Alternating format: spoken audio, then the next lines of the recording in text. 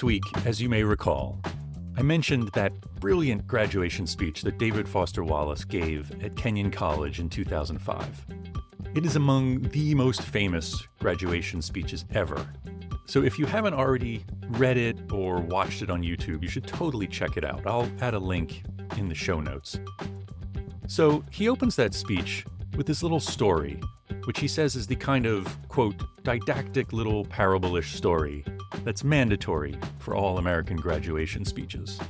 I'll let David tell it. There are these two young fish swimming along, and they happen to meet an older fish swimming the other way, who nods at them and says, "Morning, boys, how's the water?" And the two young fish swim on for a bit, and then eventually one of them looks over at the other and goes, "What the hell is water?" In fact, that speech has come to be titled "This is Water," and it appeared in a book of the same title that came out the year after David Foster Wallace died. By the way, you can find that book at lots of places that aren't Amazon. My favorite is Better World Books, which donates a book for every book it sells. I'm not a paid spokesperson for them, but you should check them out at betterworldbooks.com. The point that David was trying to make with that parable was, quote, "The most obvious, ubiquitous, important realities are often the ones hardest to see and talk about." Okay, so we're talking about really important realities that are tough to see and difficult to talk about. Man, if that isn't fertile ground for gaslighters. And for many of those realities, if you trace them back to their origins, you begin to realize that they were based on a con that convinced us to take them seriously in the first place, and then eventually absorb them into our culture. So that now, when we do, on rare occasion, think about those realities, we make a fundamental error. To paraphrase the otherworldly, wise, and insightful Gabor Mate from his book, The Myth of Normal, we make the mistake of believing that what's normal is natural. It's like we think the things that are normal in our world are just governed by the laws of nature. They've always been that way. So why even think about changing them? A favorite example of mine of this kind of thing is the tradition of the diamond engagement ring. When my wife and I got married, as we immersed ourselves in the wedding industrial complex, we were skeptical enough to constantly be asking why of all the different professionals that we encountered. And one of the whys was, why is everyone supposed to get a diamond engagement ring? Well, here's why. It turns out in the late 1800s, the diamond market was flooded after the discovery of huge mines in South Africa. And like any honest company would do, De Beers Consolidated Mines Limited completely monopolized the market.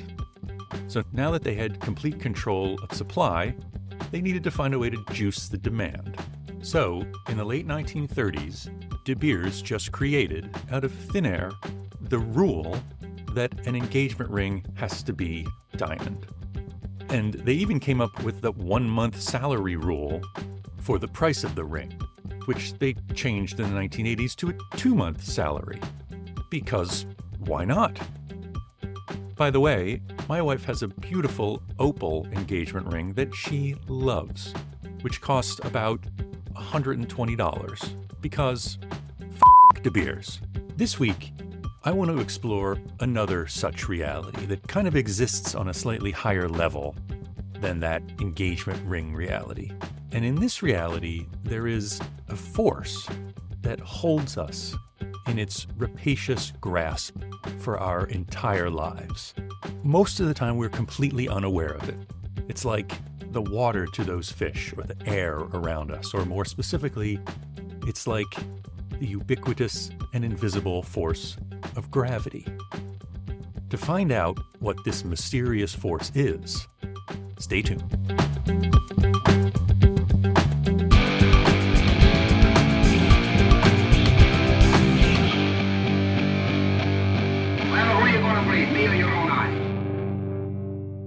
I'm Craig Borath, and this is The Great Ungaslighting, a podcast about the ways we've all been conned about ourselves and each other, and how we can fight back, and together put the kind back in humankind. Before we dive into this week's topic, I just want to take a quick commercial break. Oh, hey, it's Craig again. Actually, we don't have any commercials, we don't have any sponsors, and I don't want any sponsors. It would kind of defeat the whole point, which is to show people how we've all been duped into accepting a world that doesn't really serve our best interests. So if I were to lure you here with the promise of a hopefully novel, honest approach to dealing with your fellow humans, and then commoditize your attention and sell it to the highest bidder, that would be the ultimate in hypocrisy. I'm producing this podcast because I believe it's important for everyone to think about things a little differently. For example, to not just think about how do I pay the least for something I want, but how do I interact with the economy in a way that promotes the kind of world I want to live in. If I want small, independent businesses to survive in my neighborhood, that's valuable to me, and it's worth it to pay a few dollars more for that. I get something of value back from that transaction, namely, a neighborhood that I'm proud of, that I like to live in. And I think we're all seeing how chasing the cheapest price and the most convenient delivery might save us a few dollars, but comes with all kinds of negative consequences that, in my mind, don't make it worth the savings. So maybe someday I'll ask you to think about what this podcast is worth. And I'd hope, if the podcast is doing what I want it to, you'll say, that's valuable to me and I'm willing to spend $1 an episode or whatever to keep it going. But for now, it's free. You are my guests here. I'm willing and able to provide this podcast at no cost of any kind, and I hope you will find it at the very least entertaining and maybe even useful. That's it for our commercial break. Now, let's get back to the show, which, once we dive in, this whole commercial break shtick will hopefully make more sense.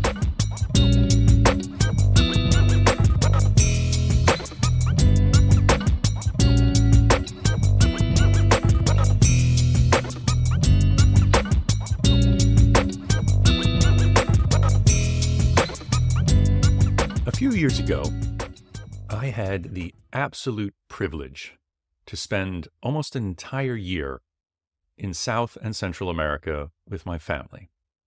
My wife is a professor, and she had a sabbatical, so we picked up and relocated the family for what we dubbed the Life Elsewhere Tour. During that year, we spent the bulk of our time volunteering for wildlife conservation organizations such as the Hocotoco Foundation in Ecuador and OSA Conservation in Costa Rica. I'll post links to both of those in the show notes, and I highly recommend you check out the great work they're doing and support them in any way if you can. Because we were traveling around a lot, we traveled really light, and we really didn't buy anything but necessities for an entire year. I did break down at the Pablo Neruda Museum in Santiago, Chile, and bought a replica of little salt and pepper shakers that Neruda displayed on his table. One of them was labeled marijuana, and the other was labeled morphine. But other than that, we bought pretty much nothing but food and toiletries for a year. Before we left on this trip, I'd been told many times that travel like this changes a person, but you won't really recognize how until after you come home. And that's kind of what happened. When we came home, we flew to New York City to visit some family and friends that we hadn't seen in a year. And man, talk about being thrown into the deep end. And as I was walking down the street, I realized that something felt really different. Something was missing. I felt like I was standing up particularly straight and walking down the street with a certain freedom that I hadn't really felt before. And when I thought about it, I realized what was missing was this force, this pull that would sort of draw me towards the stores. You know, if I'm walking on the right side of the street, I'm being pulled sort of to the right. But that force was gone. It didn't exist, and I felt really free about that. And it was in that moment that I was able to kind of infer the existence of the Consumerist Force. The Consumerist Force is one of those obvious, ubiquitous, important realities that are so hard to see and talk about. I kind of think of it as when you go to a very poor country or a place where the culture is very different from ours, particularly if it's different in a way that we believe is somehow inferior to ours. You go and you look and you think, wow, how can people live like that? How can people live without all of the niceties that we have here in the United States? And the thing we don't see is that a lot of those people look at us and they realize these are people who are never satisfied. They have so much, but they don't seem happy. They seem like they're wasting a huge opportunity. And it goes both ways. We look at them a certain way, and they look at us a certain way that we can't see about ourselves. And that's what I'm hoping to do with this podcast, is to break through a lot of those cultural norms that we believe are natural and realize that they're anything but natural. Remember that David Graeber quote, "The ultimate hidden truth of the world is that it is something that we make and could just as easily make differently." Now, of course, keep in mind that there are people and institutions and entire industries that would have a real problem with consumers fighting back against the consumerist force. After all, we're basically told that it's our patriotic duty to keep spending more and more and more to grow the economy. Well, I'm particularly suspicious of an American industrial culture that constantly touts the power of the consumer, but then warns us about all the potential terrible consequences of we consumers actually learning to control and channel that power. So I want to share with you a few strategies that I found to be really helpful to break free from the consumerist force. And once you embrace these strategies, I think you're going to love the new reality that you're making and the freedom that you can fully experience. The first strategy for fighting back against the consumerist force is just to realize that you have some power to do it. A bunch of years ago, I was on a trip to South Africa, and I was in Cape Town, and we had hiked up to the top of Table Mountain, which is this stunning plateau overlooking the city. And there's a cafe up there by the cable car. And we thought we'll stop in, get a bottle of water and a snack or something. And I noticed that the prices there were reasonable, which was kind of shocking. I was like, you're at this cafe at the top of a mountain and you're not getting screwed on the prices. And the South African friend I was there with said, well, we just won't have it. We won't accept it. And I realized that we Americans are kind of suckers for this sort of thing. We just go along and grudgingly pay the ridiculous prices we're supposed to pay at sporting events, at movie theaters, at places like that, without realizing that we don't have to do that. We can resist that. And if we do resist that, based on the laws of supply and demand, the prices should come down. And I thought about this a lot during this inflationary period after the pandemic. And not once did I hear anyone, any politician, any influencer, anybody say, one way we can fight inflation is to not pay inflated prices. Now, I realize a lot of things are necessities and you have to pay for them. And that's just an unfortunate nature of our market-based reality. But there are ways to fight back against that. So for example, I like to get ice cream for my kids and also for me.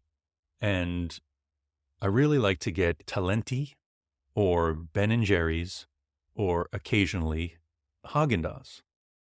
And I noticed one day that all three of them had raised their prices pretty much the exact same amount on the exact same day. And I thought, well, that seems odd, and that seems illegal. And then I did a quick internet search, and I realized that all three of them are owned by the same company, Unilever. So they're not three distinct brands. They're all part of the same company. So I won't buy it at that price. I just won't. I will only buy it if it's on sale. And even then, I'm not so sure I'm going to do it because I don't appreciate being screwed over like that. So I'm not saying you need to starve yourself, or I'm not saying everybody has the same options. But when you do have options, try to take advantage of them. Another example is the two places where I buy Greek yogurt. There's a traditional supermarket, and then there's Trader Joe's, and I can get the same thing for pretty much the same price. And it depends on where I am, whether I buy it at one or the other. And then I noticed that the traditional supermarket raised the price, like 50 cents. And the Trader Joe's price remained the same. So now I will only buy it at Trader Joe's. It might seem insignificant, but if enough people do it, it becomes significant. Another strategy to help you fight back against the consumerist force is to focus more on value than on price. And I'm actually talking about both senses of the word value here. Not just the value inherent in a product, but your own personal values. So in that regard, as I mentioned earlier, when you see something that's cheaper, think a little bit about what are the consequences of me saving these few dollars? What's happening in the labor market? What's happening in my community? And is it worth it? Is it really worth it to me to save a couple of dollars if there are going to be deleterious effects that harm my experience of the world? And then, of course, thinking about the value of a product. So if you are able to focus on the longer-term value of a product than the price that you are paying right now, because over time, if you spend more on a product that will last longer, it might actually end up being cheaper than if you buy the cheaper product now that will fall apart quickly. Now, this is an issue that is really problematic because a lot of people can't afford to pay for value and have to pay for the lowest possible price. And that really gets into the economic unfairness that is so inherent in our culture and why it is so expensive to be poor in America. I'll talk about this on future episodes, but in general, if you are able to, try to focus on value rather than price. Now, for the third strategy for fighting back against the consumerist force, I want to encourage everybody to own something for its entire life, particularly things like cars or phones, where there's a lot of pressure to upgrade, to constantly be thinking, what's the new model that's out now, and what do I have? It is so liberating if you have your phone and you just think, I've got a phone, it works. When it stops working, I'll get a new phone. Same for a car. I've got a car, it's working, it might even be paid for. When it stops working, or when it gets too expensive to maintain, then, and only then, will I think about buying a new one. And you'll quickly discover that it is so much easier to exist in a world where people are barraged with marketing messages for phones and cars to not give a crap about what the latest phone and car is out there, because I've got a phone and I've got a car. And by the way, that car is paid for. And I have no interest whatsoever in what's out there now because I don't need it. I find this strategy to be hugely powerful in resisting the consumerist force. Well, that's it for this week. Do me a favor, if you've had experiences where you've awakened to the realization that there is this consumerist force that engulfs us all day, every day, and you've figured out ways to fight back against it that work for you, please share those with me. You can email me at craig@ungaslighting.com, or you can go to the website on gaslighting.com and send me a voicemail. So, until next week, be kind to yourself, cut each other some slack, and as always, folks, use your damn turn signal.